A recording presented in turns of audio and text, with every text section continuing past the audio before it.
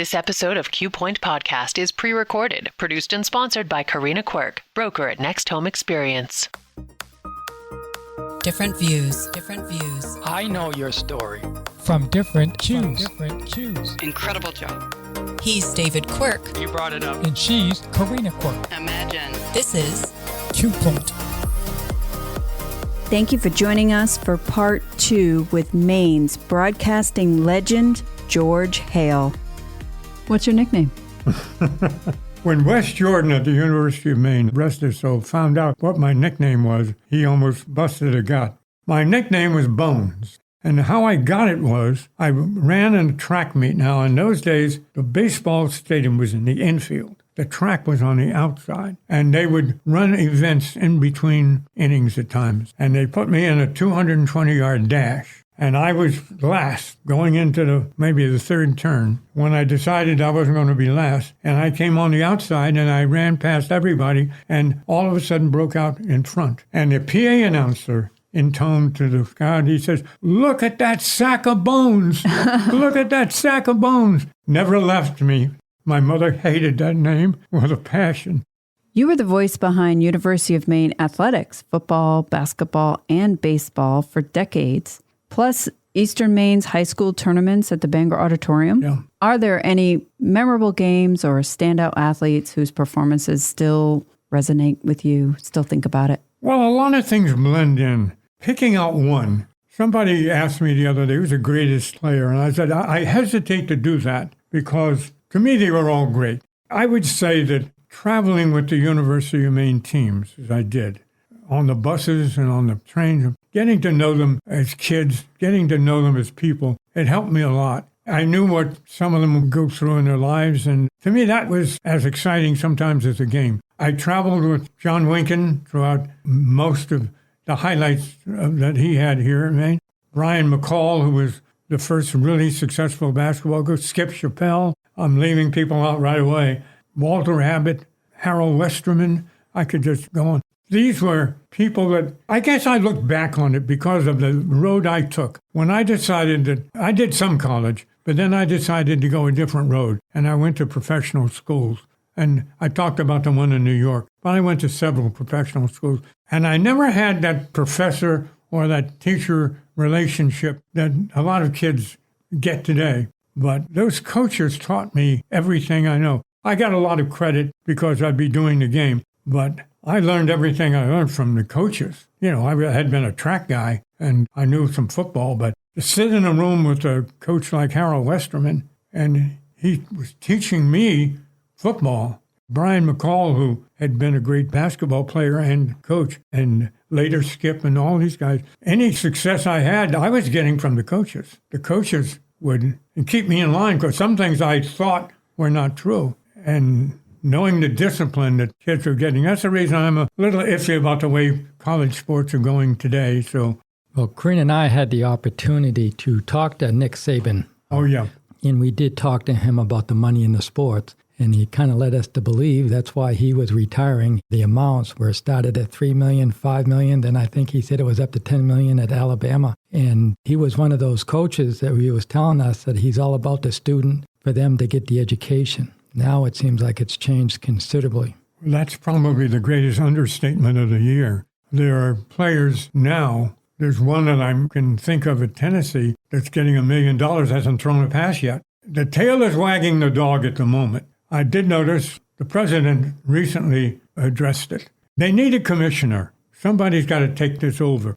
I grew up in an era when college athletes were not professional. It kind of swung that way with scholarships, but I understand that stars are going to make money, and a kid from Maine is going to be a millionaire forever, and I love him to death. But the money's going to ruin it if they're not careful. Have you met Cooper Flagg? I'm a great fan. It's kind of interesting. I've never seen him play in person because I'm in Florida when he was playing the tournaments. Now, what I know about him is all good. Remember, his mother played at the University of Maine. She was a good player. He played, of course, at Nokomis High School. The thing I like about him is, one, he's a spectacular athlete. He sees the court in a different way than a lot of players see it. He sees the whole court. He sees it like a coach. He plays hard. He has an immense amount of talent. But you know, in his 1 year at Duke, you know what his grade point average was? 4.0. He That's aced impressive. it. Is he going to have a great NBA career? I certainly hope so. He's opened doors for kids' minds. The people that know him, that I know, tell me he's a great kid. I say, kid, he's 18 years old. Everybody's a kid. You're a kid. Everybody's a kid to me.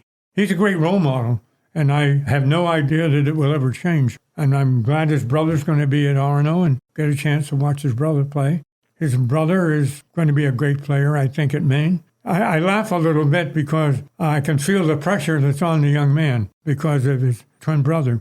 My brother was, I think of it in this regard, my brother was a student and a half. When I was in high school, I was okay. But my brother was a brain. Spoke 5 languages eventually. He was a lobbyist for all the trucking companies in America. But when I would follow him into class, the teacher would say, "Oh, you're Robert's brother. I'm expecting great things from you." And I'd say, "Really?" Be careful what you wish for, right? Yeah. And the other athlete I'd like to just mention here, because I think she's also setting a great example for young ladies, is Ruth White. Yes, long distance runner, right? She's a runner from Arno High School that we thought we lost. She was going to go to Boise State. She never got to Boise State. She's running for the University of New Hampshire. She's setting records at New Hampshire. She's a tiny little pepper pot that I can't understand how she goes the way she goes. There are people that think eventually she'll win an Olympic event. That's how good she is. But she's opened the door for so many kids now to say, hey, maybe that's me. But my son was the one that put me on to her. He said, I'm watching this little girl at Arno High School. He said, you're not going to believe what she can do. Because I was a cross-country runner when I first saw her, and she's got 2 speeds, stop and go. But she's doing a marvelous job. Well, we've also had some great female basketball players. Oh, yeah. Blodgett, Vachon, Emily Ellis. Emily's my buddy. She was a great one. I used to call her Gunner. Oh, is that right? Yeah, I used to say, we need 2 basketballs, one for you and one for the other players. And she said, I'm not a gunner. Yeah, she's a great person. And then baseball players, Billy Swift was one. Well, Billy Swift's a great friend of mine, yeah. Great pitcher. John Perry from Hamden was a great hitter, first baseman. John knew his father and mother quite well. In fact, his father was my roommate, I think, on one of our trips. We've had a lot of great baseball players. Stump Merrill ended up managing the Yankees. Yes. A good friend of mine. I could go on and on. Bordick. Mike Bordick. Schoolmate of mine. Mike and I went to Hamden Academy together. And I went to school with Ricky Craven, a NASCAR driver. Well, I haven't talked about my stock car. I was in stock car racing for 15 years. Oh, you were? Yeah. I didn't know that. You actually raced him? No. I was a publicity guy and an announcer for Unity Raceway. Oh, yes. Oh, fun. Yeah. Oh, yeah, did that. And then I was a harness race announcer for 20 That years. I knew because my grandfather, Johnny, used to go to the horse races. Yeah, he used to take me. And then one of the governors got dumb and named me the chairman, but that's another story. I saw that. Yeah, yes. I think that was John, wasn't it? No, John came later. Actually, it was Brennan. Brennan. It was Governor Brennan called me that was a funny story. Called me one night and he says, can you be in Augusta tomorrow? And I said, yes, Governor. He said, be here at 11 o'clock or so. Well, I showed up in the governor's office. I don't know what the hell I was there. He said, I've decided to name you chairman of the Harness Race Commission. And I stared at him like, oh, what the hell is he doing? And he says, there's just one thing I want to know. I learned about politics that day. He said, have you ever done anything that's going to embarrass me? I said, yeah, a lot of things. Yeah. He said, like, you paid your taxes. And I said, well, okay, I'm sending your name up. I was with Jacques during, even LePage. I kid LePage about that. I left after LePage came in, not because of him, it was time to stop doing stuff. Retire a little bit. You still still work full time. Right. You're still on VOM radio. You get up at what, 3:30, 4 in the morning? I get up at 3:45 every morning. Yeah. Get up and go to work. I mean, obviously you must like doing it because you do it every day. Yeah. I have to say probably it's just part of you. You look at a car differently than I look at a car. Yeah. I look at a car that takes me from point A to point B, and I like the colors of some and some I don't. That's it. I didn't care what the horsepower was, didn't care. I knew a few things. I'm still trying to figure out some of the buttons. But I go back to when I was 6 years old, sitting in Aunt Rose's front yard, broadcasting the cars that went down the road. Something you do. You also got involved, obviously that show is kind of about politics. Oh, boy, yeah. Well, working with Rick Tyler, Rick is good. He's a very fine reporter, and he knows a lot, and he keeps me straight. But I was never in politics other than the fact that John Baldacci and I were friends. And there's a reason for that. When I first came, first meal I ever got was under the bridge. Yes, Mama Baldacci's. yeah. We remember that. We all love It was a Mama Baltimore Baldacci's. restaurant. Yeah. But my wife, rest her soul, Jeannie, and John Baldacci's mother have a connection that only women would understand. They were in the labor room together when John was born, I guess. Huh. So my wife used to call John her son. And so I used to say, he'd say, don't let my mother down. His mother, Rosemary, was a wonderful person. And yeah. But when John was in Congress, he'd call me every once in a while and ask me what the landscape was. So I kind of got into it. And when I got into being appointed to the Gambling Control Board and other things that happened in Augusta, I kind of saw how the sausage was made. Now, you and I crossed paths a couple of times. Mm-hmm. You were working for somebody, can't remember quite. Well, I've been campaign manager. Yeah. I've been involved in many different campaigns. And then I was state director with Bruce Poliquin.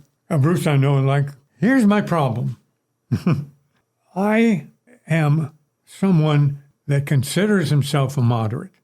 I don't make my friends based on who they vote for. I don't do anything on Facebook. Are there times that I like certain politicians more than... Yeah. I used to sit down with Paul LePage and say, I got to tell you something, Paul. You're not wrong about everything. You're not right about everything. And some days I hate your attitude. He said, so does my wife. I think it goes back to those days I described of on the train, living in those two worlds that I lived in. I saw both sides. I couldn't understand why certain people had good clothes and certain people didn't. I couldn't understand why some people lived in nice homes and had things that other people didn't have. So it made me kind of a neutral guy. Now, that's impossible today. So I stay out. I just don't. Now, do we do on the show? Sure. I kind of sometimes play the off person because it's going to get kind of boring if we play the same way. But I consider myself somebody that will not afraid to ask questions. If the governor was in here today, a couple of questions I'd ask. I was very friendly, by the way, with her husband. Passed away, he was a tennis coach. The thing about the current governor is that she's very funny if you meet her in person, but I don't think of politicians the way other people do. I like some, I don't like some. Well, that's really the purpose of our podcast. It doesn't matter what letters behind your name. We have conversations with everyone. The thing that I dislike about politics today, and I know we're not doing a political show, but I can't sit down and have a conversation about politics without the person getting angry. You just can't do it. So we have a rule in the family. We don't do it. When we're down in Florida, first person that brings up politics, out the door. The first person that grabs a cell phone has to pick up the check. It's not fun. I'm probably in the tail end of whatever I'm going to be doing.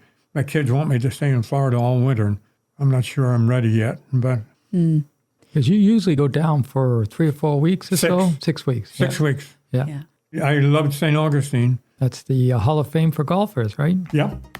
You are listening to Q Point Podcast. I'm Karina Quirk, co-hosting with my husband, David Quirk, and we are having a conversation with the one and only George Hale. Well, speaking of Hall of Fame, you're a Hall of Famer. You've been on a few Hall of Fames. How many? Did you tell us 6? I think there's 6 or 7. I can't remember. Wow. And you keep bringing up Yankees, but you have a Boston Red Sox cap on. Well, the Yankees had nothing to do with baseball. The Yankees were a team when I was a kid. I spent a lot of time in Yankee Stadium. I have Yankee players that I cheered for, but never the team. Stump Merrill was a good friend of mine. He was managing the Yankees. I went to a Yankee spring training camp, and they made me wear a Yankee shirt. And I took it home and I burned it. No way. I became a Red Sox fan when I came to New England. I met Ted. I knew Ted Williams. I met him. Yeah, I did meet him through Bud Lovett, but I also met him through John Winkin. John Winkin managed all of Ted Williams' camps. And Johnny Pesky, I knew Johnny Pesky well, and some of those people. In fact, to tell you a story about Johnny Pesky, I was having lunch with Johnny Pesky, and I brought up the Pesky pole, Right. which you're familiar with. Yeah, right. The right field short pole. And he said, George, in my whole major league career, I hit 17 home runs total. Only 5 were down that line that they call the Pesky pole. I have no idea why they named that thing the Pesky pole. It was a reporter in Boston that named it. He hit one, I guess it was really important. So he said, I looked down there, it's a foul pole. But he said, I only hit 17 home runs in my whole career. Isn't that something? He was a wonderful man. Yeah. Of all the people you've met, all the famous people you've met, has any of them given you inspiration or somebody that you actually admired as being a professional player? I have to think about that one for a minute. I've met some dang many people in this job. First guy I remember meeting was Jack Dempsey. I met him in New York. I saw Babe Ruth, didn't talk to him. I was in the room where Babe Ruth was, but I was a kid. I mean, Ted Williams is pretty impressive. Yeah, I talked to him quite a few times on the phone. Tony Canigliaro and I had quite a few phone conversations. It wasn't about baseball. He was making records, and he wanted to know how disc jockeys did certain things. I talked to him quite a few times. I knew the Red Sox player, probably the guy that impressed me Rick Tyler's going to roll over when I say this. The guy that I met and spent an hour with, and it was quite by accident and had nothing to do with religion per se. I spent an hour. The guy that was the interview that I remember more than any other, and I spent the better part of an hour with him. And no one else was in the room. It was a quite accidental interview with Reverend Billy Graham and had nothing to do with religion per se. But I interviewed him about his crusades and stuff. He had a demeanor about him that like no one else I'd ever met. And I asked him about the problems with the media. It was more about the media than it was religion. In fact, I don't think we talked about religion. I talked to him about money, why he had never had a scandal, about money, women. And he always said if there was any possibility that somebody could make sense, he always had witnesses in the room. He told me his whole attitude, how he dealt with his life. And I don't know why that one sticks with me, but it does. Forgetting your religion aspect, whether you're Catholic or Protestant or whatever you are, he was living what he was preaching. A lot of other people I've interviewed too. Little Richard, you know who he was? Oh, yes. Yeah. I spent an afternoon with Little Richard. He was crazy. He was crazy. A lot of sports stars. I don't think there wasn't any that I disliked. I can't remember one. I knew some presidents. My brother was a friend of Bobby Kennedy. I had dinner with Tip O'Neill one time. How about Jimmy Carter when he came to Bangor? Did you get to meet with him? Absolutely. No. I went home that day. He borrowed my office. He sat there, and I said, you know, Mr. Carter, he was not president. Right. He was campaigning. And I said, I know all about Georgia. Really? And I said, yeah, my mother and father live in Thomasville. Oh, he said. And we started talking about Georgia. I went home after the day, and he went and was interviewed. And he was killing time while he was sitting in my office. I said to my wife, I met a guy today named Jimmy Carter. He's a farmer, peanut farmer from Georgia. He thinks he's going to be president of the United States. And she said, really? I never heard of him. The funny thing about it was, later, after he was nominated, I'm sitting in the private room. They had Delta Airlines, had a Delta room or something, and I was flying somewhere. And I was sitting in that room, and this lady sits down next to me. And she said, do you mind if I sit here?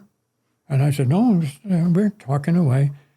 She says, I hope that you're going to vote for my son this fall. I looked over and I said, oh, Miss Lillian, I didn't know it was you, Jimmy Carter's mother. Wow. What are the chances? Yeah. What are the chances? We sat there, and she was funny. She'd been in the Peace Corps. She was funny. I remember she said, I don't really like those Kennedys.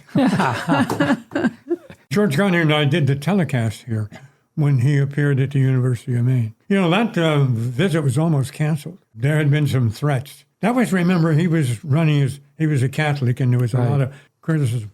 One of the members of my brother's family was an FBI agent. He's passed on now, so I can tell this story. I asked him about guarding JFK. He said, Kennedy knew that somebody was going to try. And he once said to us, meaning some other agents, Secret Service agents, he said, if they want to get me and they are willing to give up their life, they'll get away with it. They'll get me. And of course, I knew some of the people in the Secret Service because they hired football players, ex-football players, because they can run alongside the car. There were several from the University of Maine who played football.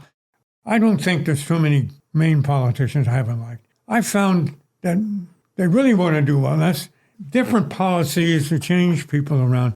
Ken Curtis was a great guy. Of course, I'd known Jock McKernan when he was a kid, when he was playing, shooting the hoops down at the Y, and here he is, the governor. I knew his mother, his father. We've just gotten away from that, the Baldaccis. And I didn't know LePage as well as others, but I got along with him well. How about Bill Cohen? Oh, great guy. Yeah. I can remember going up to Stearns High School when he was a star player for Bangor, and I got booed. They hated me because I was coming up with Bangor to do Bangor against Stearns, and Billy Cohen was a star, of course, before he went on to play at Bowdoin, and they didn't like Billy Cohen because he beat him. Well, yeah. He beat him. Yeah, he was a great. My wife and his mother were friends. They got their hair done together by the same. In fact, on my kitchen table at home, I've got a medal, Secretary of Defense handed out. Oh, coin. Coin, yeah. Yeah. And it's still there. Billy Cohen gave it to me. How about George Mitchell? Did you ever get to meet him? Smartest man I ever met, George Mitchell. Yeah. He and John Winkin were great buddies, and John was great friends with me, and he introduced me to George. I knew Margaret Chase Smith well. I liked her a lot. I really did. When she lost the election, she was the most shocked person in the world. She really was. But that happens in politics. She was a very nice lady. We've done well with women in politics here in their opportunities to do it. Can you tell us a story about you and Margaret Chase Smith? I met her when she was traveling with, I don't know who it was some national leader, and I interviewed her. That's how I met her. I wasn't very friendly with her, but she was a very nice person. Just, I call her, down East Maine. Of course, she was from Skowhegan, but she was as friendly as could be. She wouldn't put on airs or anything. I was trying to think of some others. I've met everyone we've ever had, I guess, but they were all good. Something, people are people. And John Reed, the governor from Presque Isle, I had to introduce him at a public event. And true to form, when I walked out on the track, this is at a racetrack, he was into harness racing, and we're walking across the track. I introduced John Reed, and the fans started booing, and they were, whoa. I said to John, does it bother you? He says, no. He says, they all do it. He says, I get used to it after a while. He said, same people will be cheering me next week. That's politics for you. Yeah, that's politics. Certainly is. Exactly.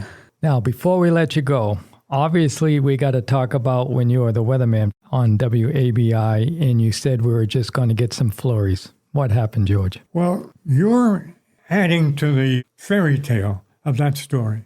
I was never the weatherman. I was doing a disc jockey show, which had high ratings. Let's face it, at that time it was the highest rated show. And it was a weekend. And the weather that I was doing was from the United States Weather Bureau.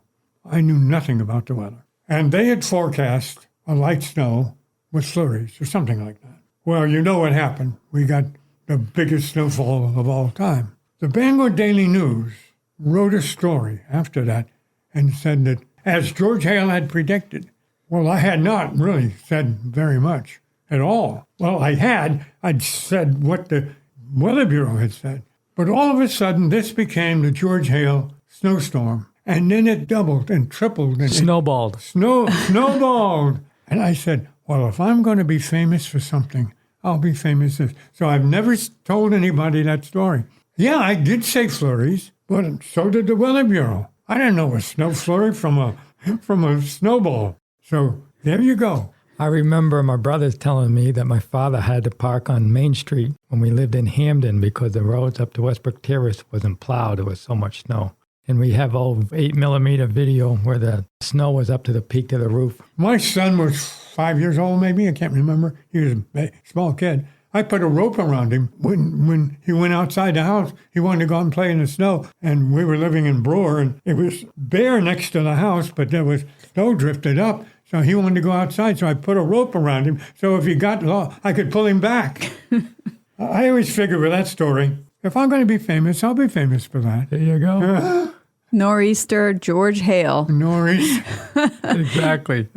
It's been such a pleasure. Thank you so much for joining us. Thank you. No, I enjoyed it. I'm kind of honored to be on it.